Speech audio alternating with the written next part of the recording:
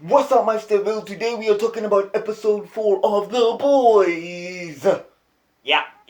So episode 4 is here. Yeah, apparently we're not getting to binge this. Some people are irritated. I know Jeremy Johns is pretty irritated that you don't get to binge it.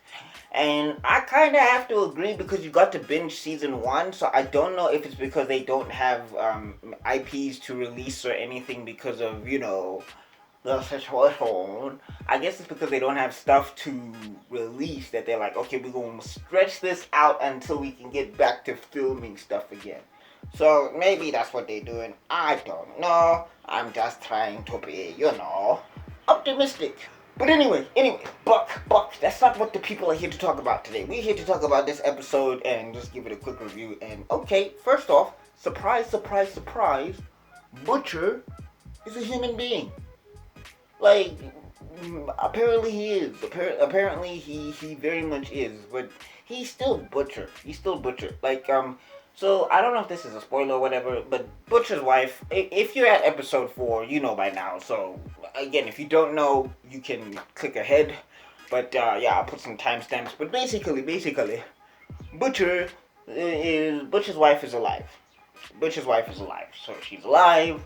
And they have a little bit of a tender moment, and so because Homelander was Homelander, Becca has Homelander's baby. And so yeah, Butcher is finding this out, and he responds in a typical Butcher fashion, which when that situation kind of resolves itself, you're just like, you couldn't let it go, Butcher. You couldn't just like come on, Butch. You couldn't, man. You almost had it. You were in the end zone, Butch. You were out of there. You were out of there. All you had to do was not be you for 2 seconds, and you couldn't do it. Now look at you, Butcher. Now look at you. Because at the end of the day, Becca is a mom for real. She is a mom for real. Becca is a mom for real. Like, man, I really feel sorry for Becca, bro. Yo, the situation that it's terrible. But Becca, also you need to check your energy, lady. You need to check your energy. Why are you attracting all of these crazy dudes? Everybody around you crazy. Oh my god. And she got a super son in the mix. Oh my god. Okay, like, yo, woman. Damn. I feel sorry for you, Becca. Oh my gosh. Oh, Becca. Frenchie and Kimiko don't get a lot of shine this episode. We kinda maybe see their relationship maybe develop. Frenchie was a little bit not as suave and smooth as he wanted to be, and I guess he's got something else going on in his mind or whatever.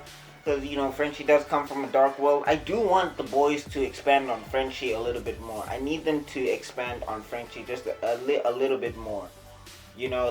I think they're making him kind of one-dimensional, which he wasn't in the first season. And, so I hope, it's episode 4. I'm sure there's going to be other things that connect to other things, which is why I believe people will like, we want to binge this, because when you're going episode to episode, there's probably so many nuances that are only going to come into play in later episodes that's going to make current episodes be like, oh, that's why they did the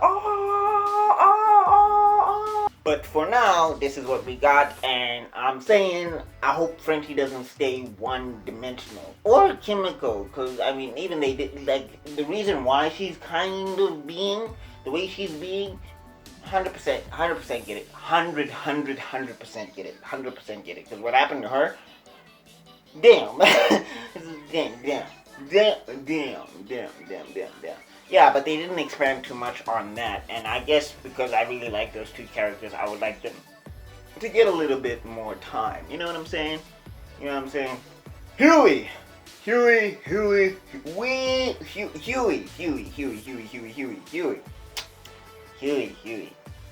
I get what's happening, bro. I get it. I get what's going on. I get that everything is spiraling out of control and all of that stuff. But yo, fam, what you been doing in this episode? It is not the time. It is not the time. It is not the time. It is not the time, Huey. Oh my gosh. Like, you know, even with Starlight, she not that she tripping, because what happens to Starlight in this episode, yeah, it was crazy. It was crazy. But yeah, because Starlight also is really having a rough time of it, because she's getting darker and more cynical as a character. She still wants to be just a superhero, but she can't be a superhero the way she wants to be. And people are, like, there's a situation that crops up where she wants to just dun dun dun dun dun, but then you're just like, you do that, and then real dun dun dun dun dun gonna come out here and laser everybody. So yeah, so that happens, and you're just like, well, oh man, The Boys, dude. If you ever wanted to laugh and be depressed, The Boys is for you. That's all I can say. But I just want to also say to Huey, fam, manage yourself. You are not in the situation where you can be dragging this out, okay? You are not in the situation where you can be doing the things that you're doing in this episode, my boy. Not the time. In fact, they should retitle this episode to Huey, It's Not the Time. M.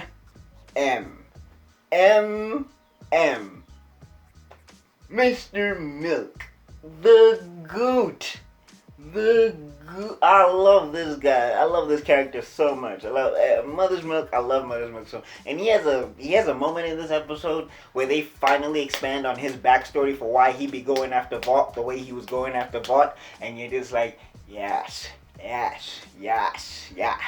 It was so cool to see. And then you also have a moment of where he becomes vulnerable, because, like, the reason why he goes on this crazy mission, like, he's there for Butcher, but it's not just because of Butcher. Like, there's something that happened to him. They don't really expand upon it, really. But if you read the comic books, you can kind of gauge where it came from. And it's just like, man, that's a dope.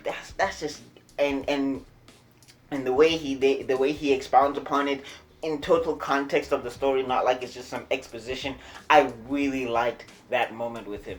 And then he's looking at these two, he's like, I have to babysit, I have kids at home, and I'm babysitting these people as I'm trying to take down this, man, Mother's Milk. Also, you got it rough, boy. You got it rough, man. You got it so rough. Like, all the regular people in this, even Huey, because I mean, Huey did kind of irritate me a little bit, but not because he was being irritating, but just because of an action that he did. But I'm just saying, all the regular people, or like the normal, so-called normal, decent human being people, are just having a rough time in this world. Yeah, it's like BECCA, Mother's Milk, and even we Huey, and even Starlight. Y'all are just. It is. Yeah, that's The Boys for you. That is just The Boys for you. Stormfront is still a Nazi. Yes, and she is very manipulative, and it's leading to an interesting dynamic between her and Homelander. Because I think, I don't know, because in the comic books, Homelander is stronger than Stormfront. So I don't know if Stormfront is also just talking about, I don't want to mess with him on a physical level, because I mean, I can fly, shoot lightning, and I got super strength, but this dude can maybe just clock me in the face. You know what I'm saying? He could just, I don't know. So let me talk to him a little bit, because yeah, she's been getting on his nerves, and the nerves of the whole lot of Homelander. I don't want to say fans, but the people who like Homelander more than her. Like, there's been reviews out there, and the people are just like, oh, she kind of gets on my nerves a little bit. I wish Homelander could just. So when Homelander's about to, she's like, oh, hey, big guy, hey, we all friends here. We all mass murdering, cape wearing, saying a bunch of cuss words and killing minorities people, right? I mean, you blew up those people in the Middle East. You know, we got something in common. You know what I'm saying? you may not think it. You may not think it, but you be. I mean, I know you kill everybody, but you been killing more of the. Yeah. You know. What a strange day, hey? What a strange day where you can say Homelander is at least a better person than Stormfront because at least most of his like everybody is a victim to Homelander.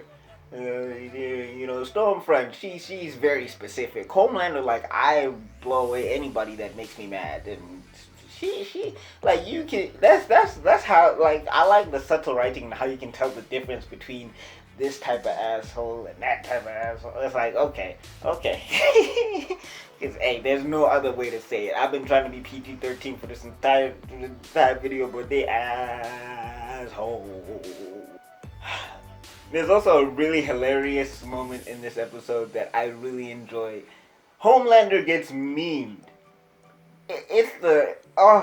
It's just the internet culture in a nutshell. Homelander gets memed, and he gets memed by the people who, like, they're siding with, like, it's people who are generally on his side, the people who generally like him, and they're memeing him, like, they're memeing him, and I'm just like, okie dokie.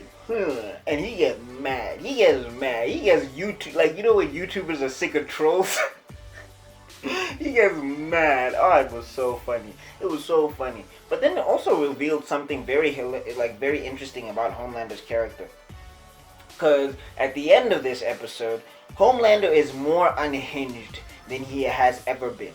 Like, I don't know how that's possible. Like, already this dude is off the rails, but now he's not even off the rails. He's on the dirt road. He's laughing at the rails from like 500,000 kilometers, miles away. He's laughing at the rails like, oh, the rails are over there. Ha! I don't even remember the rails at the end of this episode because, like, at least before, he could be manipulated by his, by his need to be, like, popular. He could be manipulated by that because of the way he grew up and whatever. He constantly wants attention. Like, he wants attention. He's got a god complex, but he still wants attention. But at the end of this episode, he was like, maybe I don't need the attention. Maybe they will just give it to me because I can laser their faces in. And you're just like, okay, so Stormfront made Homelander worse? There's layers? No, we don't need to peel back wall. No. Oh, man. But yeah, all in all, fantastic episode, I think. You know, I still think the first 3 episodes were stronger, but this one was a good bridge, and the moments in it were also very strong. I think it's slightly weaker just in certain senses, because there's also this thing with the deep, and I think that's where this episode, I don't know, because it was with the deep, and it was literally a very throwaway thing.